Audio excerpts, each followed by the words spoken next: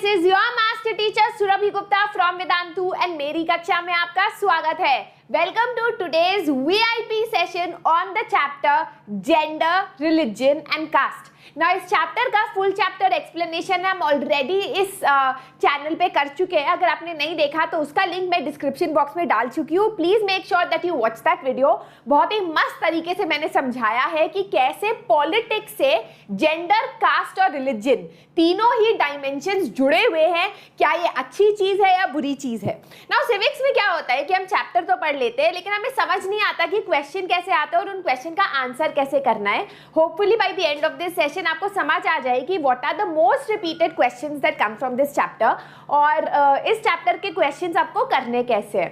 ठीक है, तो चलो सेशन को शुरू करते हैं।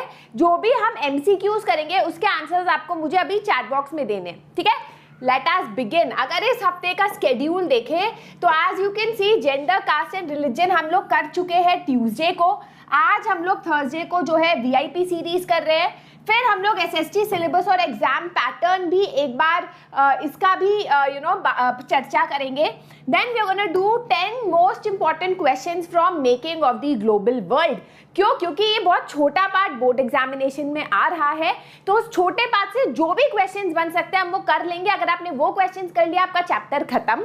And then we are gonna be having a discussion of the sample paper. अब कुछ बच्चे कह रहे हैं कि मैम एडिशनल पेपर का भी आप कर लो एनालिसिस। तो गाइस वो अगले हफ्ते करेंगे। I want to give a little breather. इतना ज्यादा उसके बारे में स्ट्रेस मत लो, सारे क्वेश्चंस करेंगे। क्लियर? चलो सेशन शुरू करते हैं। Practice as if you are the worst, perform as if you are the best. वाह, इसी बात से शुरू कर लिया जाए। The caste system is an extreme manifestation of which societal practice? Celebrating different festivals, passing occupation from one generation to another, glorifying ethnicity, passing traditions from one generation to another.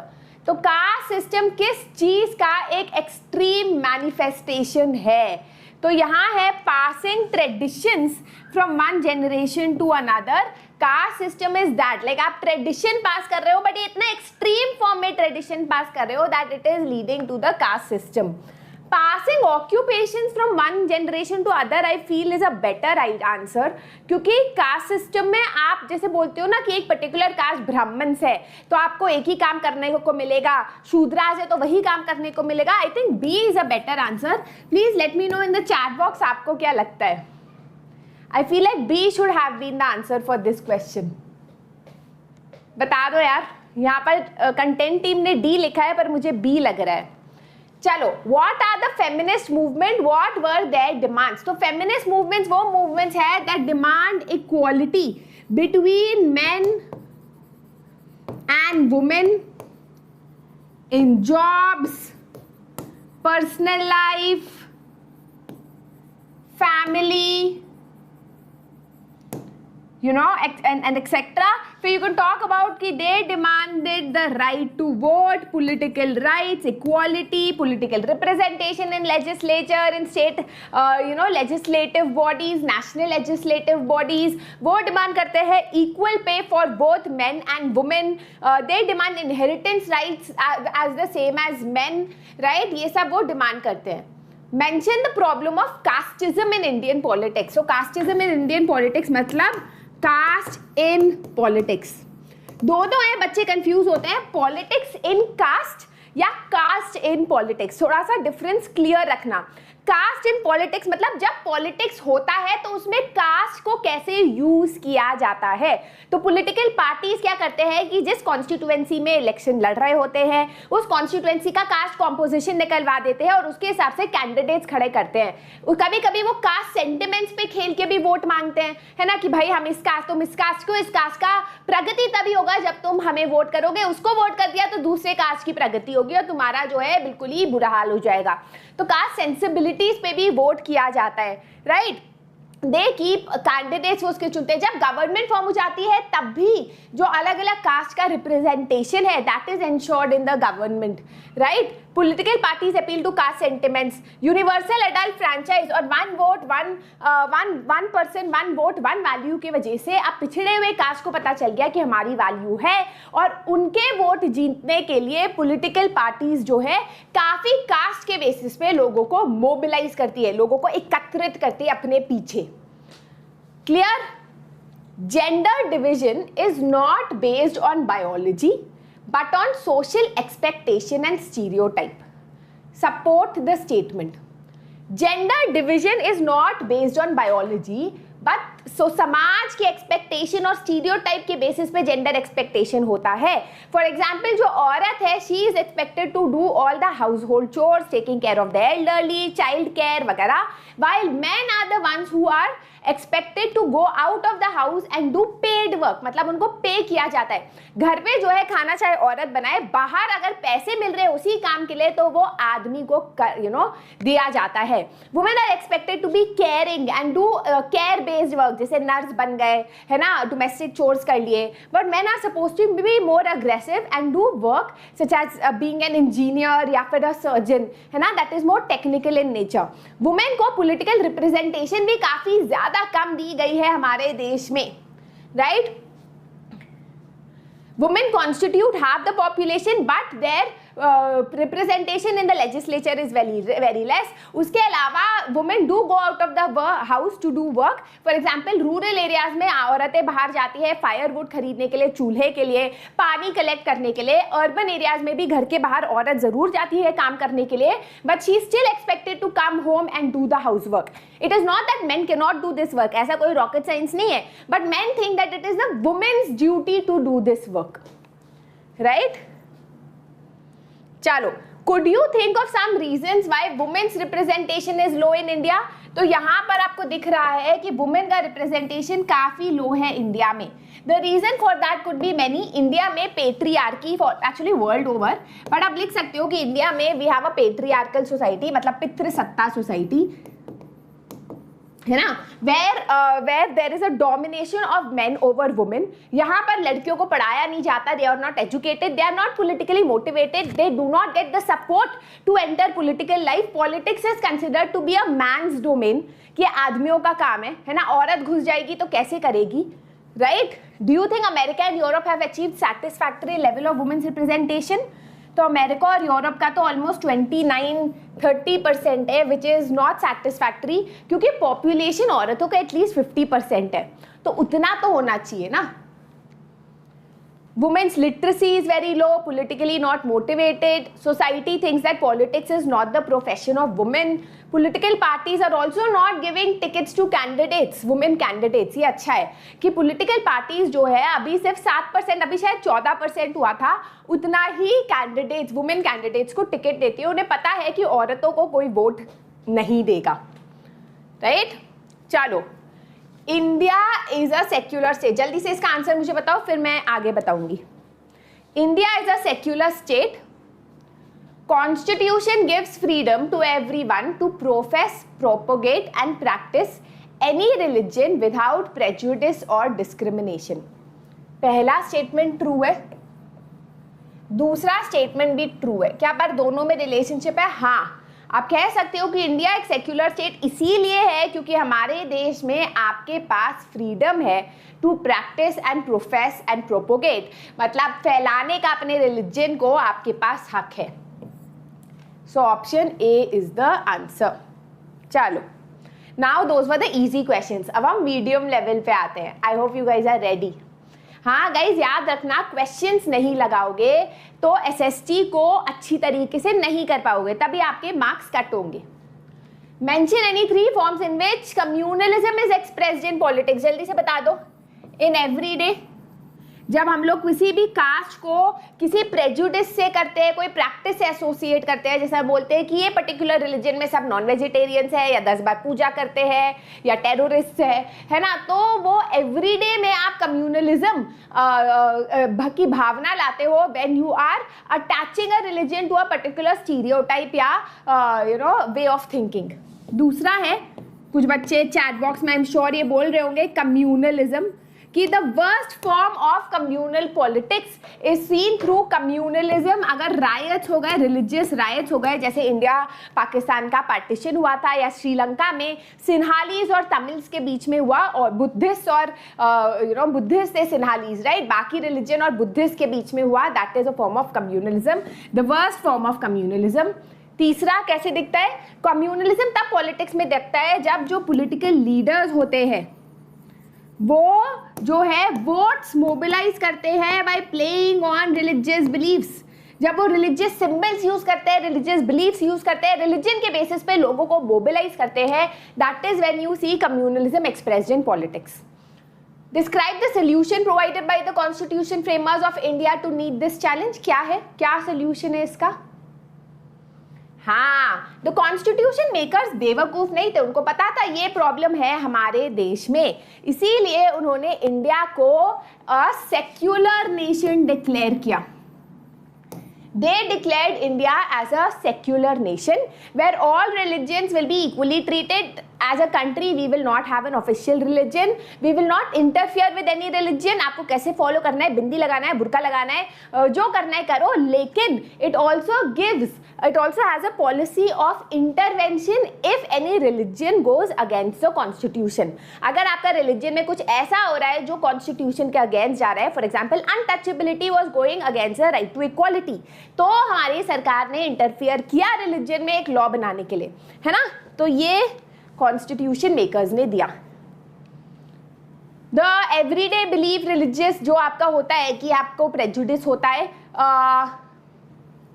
Majoritarian Romanism, I think मैंने सारे points बोल दिए। इसमें ये भी दे रखा है कि कम्युनलिज्म तब देखा जाता है जब किसी इंसान को लगता है कि उसका धर्म ही सबसे सुप्रीम धर्म है, बाकी सारे धर्म जो है खराब है, बेकार है, इंफीरियर है। Clear? Alright. Examine the standard of women's representation in India's legislative bodies. जल्दी से बता दो। हाँ, लोकल बॉडीज में 1/3 रिजर्वेशन दिया हुआ है, सबसे पहले बच्चों को वही याद रहता है। फिर आप क्या कहोगे कि 2004 इलेक्शन में हमने देखा था कि 13% तक गया था women's reservation, however it was lesser, मतलब अब तो आपकी बुक काफी पुरानी हो गई है, आप 13% तक चला गया है, लिख सकते हो आप latest statistics, but it is not equivalent to the population of women in the country, है ना। India is amongst the bottom group of nations in the world in this aspect, और हमारे यहाँ वुमेन्स रिजर्वेशन बिल काफी सालों से parliament में pending है, but it has not been pass because of lack of consensus. कभी भी पॉलिटिकल पार्टीज में एक एग्रीमेंट नहीं होता कि हमें ये बिल पास करना है। Which of the following statement is correct regarding family law? Family law के बारे में आपने चैप्टर में कहाँ पढ़ा? आपने पढ़ा कि सारे जो वुमेन है, फेमिनिस्ट है, उनको लगता है कि चाहे फैमिली लॉ किसी भी रिलीजन का हो, हिंदू का हो, मुस्लिम का हो, क्रिश्चियन का हो, सब में वुमेन को डिस्क्रिमिनेट किया जाता है ना। तो these laws deal with family related matters such as marriage, divorce, adoption, inheritance. Yes, these laws referred to as AG laws and deal with seed, water, infrastructure. नहीं, ये गलत है ना। तो option A is correct. Guys, I hope समझ आ रहा है, अच्छा लग रहा है, मजा आ रहा है, तो वीडियो को थम्स अप करना मत भूलना और सब्सक्राइब मत करना भूलना चैनल को, because we here bring you amazing sessions like that, जहां पर हम आपको क्वेश्चंस कराते हैं, चैप्टर एक्सप्लेनेशन कराते हैं और फन भी कराते हैं, ठीक है। It is not politics that gets caste ridden, it is caste that gets politicized. Explain. ऐसा नहीं है कि पॉलिटिक्स में सिर्फ कास्ट ही होता है, कभी कभी कास्ट पोलिटिसाइज हो जाता है। इसके 3 आपको चीजें दी है बुक के अंदर। फॉर एग्जाम्पल, कास्ट ग्रुप जो है they try to become a bigger group by aligning with other caste groups. देखो, अब ना कास्ट ग्रुप्स को भी पता है कि जितने हम स्ट्रांग होंगे और बड़े होंगे बहुमती में, पॉपुलेशन में, नंबर्स में, उतना पॉलिटिकल पार्टीज हमें भाव देंगी। तो each caste tries to be bigger by incorporating neighbouring subcaste which was earlier excluded from it so that it appears bigger and powerful. दूसरा है कि काफी सारे कास्ट बाकी कास्ट के साथ कोalition कर गए हैं, जैसे अब ओबीसी है, अदर बैकवर्ड कास्ट, बहुत सारे कास्ट ओबीसी के अंदर है, आपस में चाहे वो बड़े दुश्मन हो, है ना। तीसरा है कि एक नए कास्ट ग्रुप जो है पॉलिटिकल एरिना में आ गया है, जैसे बैकवर्ड कास्ट और फॉरवर्ड कास्ट, कि भाई तुम तो फॉरवर्ड कास्ट के हो, तुम्हें किसी रिजर्वेशन की जरूरत नहीं है ना, इस टाइप का एक डिवीजन आ गया है। Alright, communalism can take various forms in politics, explain. तो इस टाइप का क्वेश्चन पहले भी हम कर चुके हैं इस चैप्टर में ना। कुछ ही क्वेश्चन अगर आप कर लोगे तो किसी भी टाइप का क्वेश्चन आए आंसर वही होगा। तो कम्युनलिज्म अलग अलग फॉर्म लेता है, एवरीडे प्रैक्टिसेस में लेता है, through stereotypes, through daily practices, जब हम किसी रिलीजन को स्टीरियोटाइप कर देते हैं as one particular type, right. दूसरा है अगली फॉर्म लेता है कम्युनल राइट्स के फॉर्म में। तीसरा है रिलीजियस लीडर्स जो है रिलीजन को यूज करते हैं, रिलीजियस सेंटिमेंट्स पे वोट मारते हैं, लोगों को मोबिलाइज करते हैं। कम्युनल माइंड होता है वो वाला जिसको लगता है कि उनका धर्म ही सुपीरियर है, बाकी सारे धर्म जो है वो इंफीरियर है, right.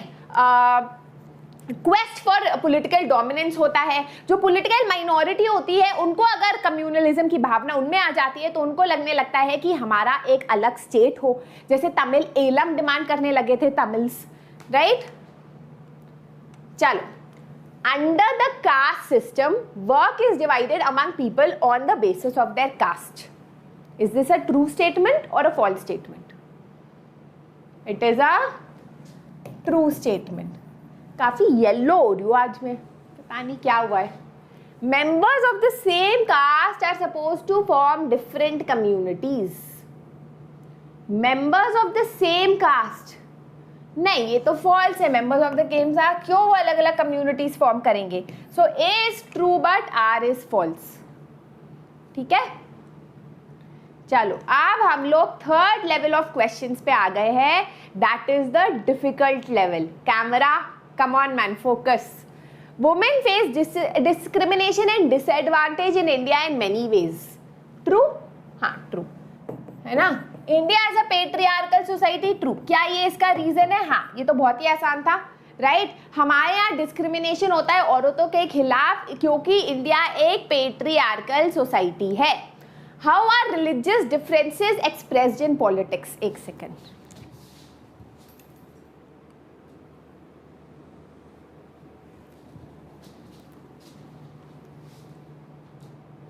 How are religious differences expressed in politics?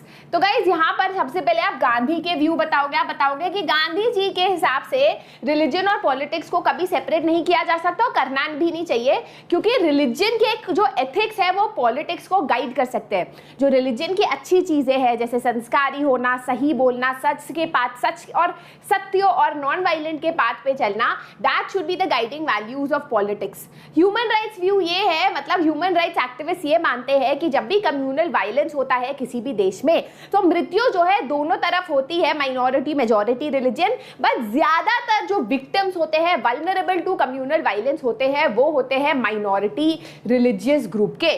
और तीसरा है कि वुमेन फील दैट चाहे फैमिली लॉ किसी भी रिलीजन का हो, हिंदू का हो, मुस्लिम का हो, क्रिश्चियन का हो, डिस्क्रिमिनेशन हमेशा औरतों को ही सहना पड़ता है, right. So family laws are laws that deal with family related matters and they are not equitable. वो इक्विटेबल नहीं है, they discriminate against women. Clear? चलो, discuss all these perceptions of ideal women that prevail in our society. Do you agree with any of these? तो यहाँ पर दिखा रखा है कि आइडियल व्यूअर है, टीवी सीरियल मेकर के लिए आइडियल वुमेन है जो टीवी पे मोटा होके अपना सीरियल देखे, है ना। आइडियल ब्यूटी है जो बिल्कुल ही कमर पतली हो, बिल्कुल ही अलग ही लेवल। आइडियल हाउसवाइफ है जो सारे काम कर पा रही है, बच्चे को भी देख पा रही है, बड़ों का ध्यान भी रख पा रही है, बर्तन भी साफ कर पा रही है, झाड़ू पोछा भी लगा रही है, सुंदर भी दिखती है, साथ साथ पति को खुशी से वेलकम भी करती है घर पे, है ना। और प्रोस्पेक्टिव इनलॉस के लिए आइडियल ब्राइड होती है जो बहुत सारा अपने साथ डाउरी लाए, पैसा लाए। और to the employer and employ, the ideal employ सम्मान जो हमेशा खुश रहे। तो do you think this is what an ideal women should be? No, because just like man have a chance to be different things without, मतलब ऐसा नहीं होना चाहिए स्टीरियोटाइप की औरत सब कर पा रही है, ऐसा नहीं है भाई, हम सब नहीं कर पाते, हमारे पास हम भी ह्यूमन है ना। तो आई वी डिसएग्री बिकॉज यहाँ पर in today's times it is not easy to for a women to be doing everything and बल्कि वुमेन के ऊपर डबल बर्डन ऑफ वर्क आ गया है।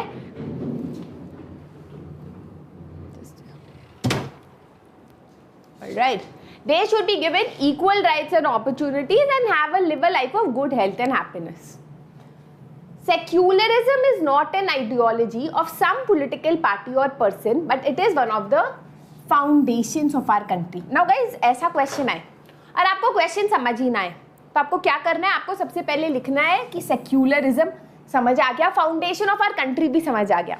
हाँ भाई, सेक्युलरिज्म फंडामेंटल पार्ट है हमारे देश का, हमारे कॉन्स्टिट्यूशन का बेसिक स्ट्रक्चर है, राइट. तो इसके बारे में लिख लो कि इंडिया सेक्युलर कंट्री है, कोई ऑफिशियल रिलीजन नहीं है, डिस्क्रिमिनेशन नहीं है on the basis of religion, सबको जो है इक्वालिटी मिली है to practice, profess and propagate their religion. That is your answer. ठीक है. कॉन्स्टिट्यूशन अलाउ करता है स्टेट को रिलीजन में इंटरवीन करने के लिए, but only if it goes against the constitution. जैसे हिंदुइज्म में जब अनटचेबिलिटी बैन की गई थी और इस्लाम में जब ट्रिपल तलाक को बैन किया गया. The focus of caste in politics can sometimes give an impression that elections are all about caste and nothing else. Do you agree? Explain. तो कभी कभी हमें लगता है कि कास्ट बहुत ज्यादा पॉलिटिक्स में और पॉलिटिक्स कास्ट के अलावा कुछ है ही नहीं. Do you agree? आप कहोगे no, I do not agree. क्यों? क्योंकि सबसे पहली चीज दैट इवन दो हमारे यहाँ पॉलिटिकल पार्टीज का एक पर्टिकुलर कास्ट के कैंडिडेट्स को खड़ा करते हैं, but that is not the only political party that does that. बहुत सारे पॉलिटिकल पार्टीज ये काम करते हैं. तो एक कास्ट ग्रुप के पास बहुत सारे ऑप्शंस होते हैं टू चूज फ्रॉम. दूसरी चीज ये है कि ऐसा नहीं है दैट जस्ट बिकॉज एक कास्ट बेस्ड पार्टी जीत गई तो अगले इलेक्शन में वही जीतेगी. नहीं, we see that it has an equal chance of losing और दूसरी पॉलिटिकल पार्टी जो है जीतने के चांसेस रखती है. तीसरा, कास्ट जो है वो बेसिक फ्रेमवर्क नहीं है हमारे समाज का. कभी कभी लोगों का एसोसिएशन पॉलिटिकल पार्टी से ज्यादा होता है as compare to their own caste. चौथा है, सारे कास्ट मेंबर्स, एक मेंबर कास्ट ग्रुप के सारे जो मेंबर्स है they are not united. Rich और पुअर में आपको डिफरेंस दिख सकता है. Rich people of a particular caste can vote differently than a person who belongs to a different rich. मतलब इसमें काफी सारे पॉइंट्स लिख सकते हो. तो no party wins all the votes of a cast और अ कम्युनिटी, क्योंकि वोट जो है बट जाते हैं अलग अलग पार्टी के बीच में. So guys, those were all the important questions of this chapter. इस चैप्टर में एक क्वेश्चन है जो मैंने अभी तक नहीं कराया, जो आपको मुझे होमवर्क में एज एन एक्स्ट्रा क्वेश्चन कराना है. ठीक है, अभी मैं आपको एमसीक्यू भी दूंगी. वो है कि women still lag behind main. ठीक है, इलैबोरेट. तो आपको डेटा के साथ 3 पॉइंट्स बताने हैं कि कैसे जो है women still lag behind main in many ways. ठीक है, एक तो आपका ये क्वेश्चन हो गया जो हमने किया नहीं पर इंपॉर्टेंट है. दूसरा है, in India the proportion of women in the legislature has been very low due to gender division. Women get unequal treatment. Assertion reasoning. Identify 2 reasons that state that caste alone can not determine elections in India. इनमें से कौन से वो 2 reason है जो ये दिखाते हैं कि कास्ट अलोन जो है इलेक्शन इंडिया में डिटरमिन नहीं करते. आज के सेशन और सारे सेशंस का पीडीएफ आपको टेलीग्राम चैनल पे मिल जाएगा जिसका लिंक डिस्क्रिप्शन बॉक्स में है. You can also follow me on my Instagram ID surabhi_nerd. अगर आपको मुझसे कोई भी प्रश्न पूछना है या कोई भी मस्ती करनी है या कुछ भी पूछना है, you can do that. So guys, that is it. I hope you like today's session. Video को थम्स अप करना मत भूलना, subscribe to the channel, share this video with your friends. हम और ऐसे सेशंस लाते रहेंगे, बस थोड़ा सा आपका सपोर्ट चाहिए. याद रखना, क्लास 9 and 10 SST मतलब सुरभि मैम होना चाहिए. इस वीडियो को थोड़े हाई स्पीड पे देख सकते हो if you have your exams coming soon. Best of luck guys. तो अब हम सितंबर में आ गए हैं, थोड़ा और टाइम ऑफ बोर्ड एग्जाम्स ऐसे आपके सामने होगा, है ना. डरने की कोई बात नहीं है, हम साथ साथ हैं. This is your master teacher Surabhi signing out from the कक्षा today. See you in the next class.